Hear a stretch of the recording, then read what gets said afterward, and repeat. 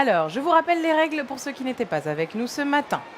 Un chercheur, avec moi Paul-Henri Prévost de l'INSERM, tout de suite, vient avec un objet, une photo, une vidéo, et votre travail, c'est de deviner de quoi il s'agit. Vous pouvez nous poser des questions, on y répondra, on vous donnera des indices, et puis après, on vous donnera surtout des explications.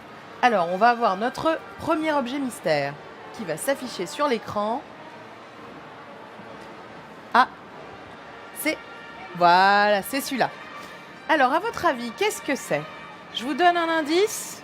Ça sert à capter la lumière.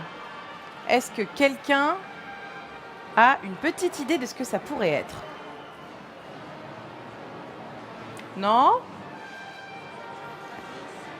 Non, toujours pas? Ok. Ça sert à transformer la lumière en un signal électrique. N'hésitez pas à vous approcher, à venir un peu plus près de la scène pour nous poser des questions.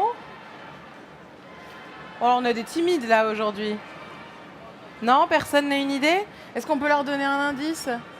Je pense que c'est des panneaux Dans le solaires. micro, ce sera non plus facile. Cet objet fait 1,5 mm en taille, en largeur. 1,5 mm. C'est très petit. C'est très petit.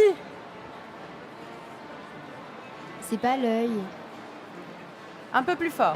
L'œil. L'œil.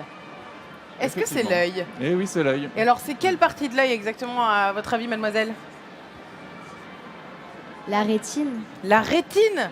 Alors, on a un petit génie avec nous. Est-ce Eh qu'on peut oui. lui donner la réponse, du coup? Eh oui, c'est la rétine artificielle. La Voilà. rétine artificielle. C'est-à-dire que c'est pas une vraie rétine?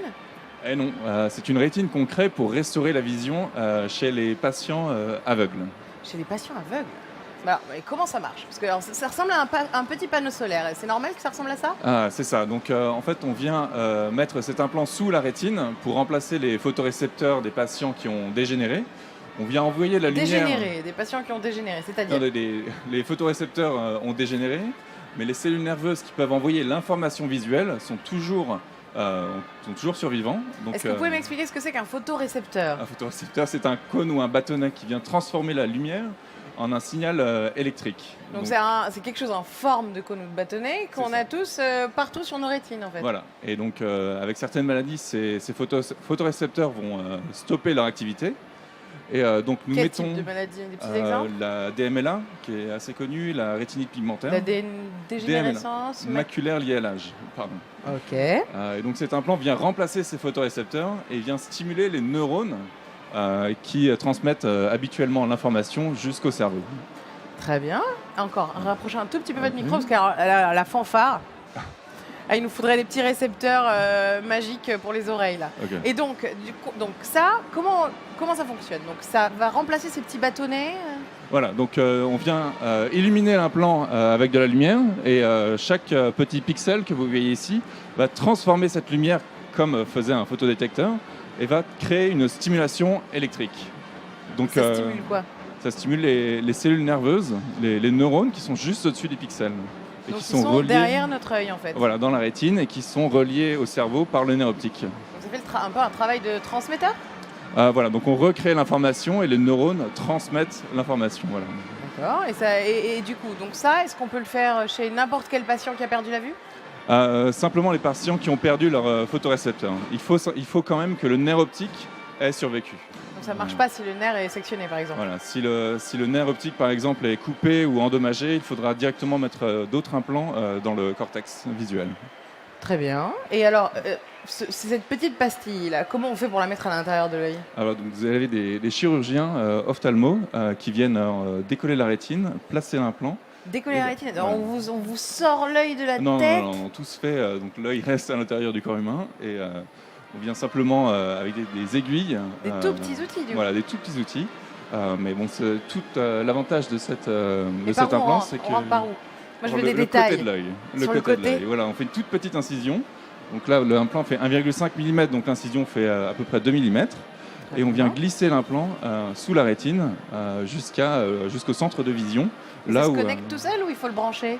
Non. Alors, comme toute l'énergie est introduite par la lumière, il n'y a pas de câble, donc l'œil conserve son mouvement habituel. Donc c'est très très peu invasif. Voilà. Et ça, c'est c'est pas chez un œil humain, ça, cette photo. Alors, c'est chez un rongeur. Et donc là, Pixium Vision, qui fabrique ces implants, va passer en études cliniques, donc chez les patients, en début d'année prochaine. En début d'année prochaine. Donc pour l'instant, on ne le fait pas encore chez l'homme. Non, chez rongeurs et primates, pour vérifier la chirurgie, biocompatibilité et l'efficacité des implants. Et alors, comment on sait que ça marche? Alors on peut venir, comme on a vu juste à l'instant, mettre des électrodes au niveau du cortex des rongeurs. On vient stimuler l'implant, qui va venir stimuler la rétine, et on espère que le signal est retransmis jusqu'au cortex. Et donc c'est ce qu'on a pu Désolée, je vérifier. vais vous demander de répéter parce que moi j'ai rien entendu. Il y a une super fanfare qui tourne, c'est très sympa. Et j'entends. Donc on vient mettre des électrodes au niveau du cortex des rongeurs, on vient stimuler l'implant et on vient Stimuler, mesurer. c'est-à-dire qu'on vient, on lui fait voir des choses. Ah oui, on lui envoie des flashs d'infrarouge. Des flashs Mais le d'infrarouge. pauvre. Non, les intensités sont toutes sûres, merci beaucoup.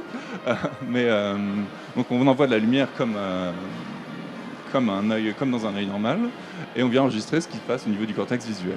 Parfait. Et alors, comment on arrive à savoir? Est-ce que du coup, les rongeurs, vous les mettez après dans un labyrinthe, et il y a plusieurs étapes, et on voit s'ils trouvent leur chemin ou... Non, on vient simplement enregistrer les signaux à chaque fois qu'on envoie un flash. Si on a une réponse, c'est que l'implant fonctionne. Donc on surveille le cerveau, un petit peu comme ce que faisait Jean tout à l'heure, en fait. Exactement. Parfait. Bon, ben merci beaucoup.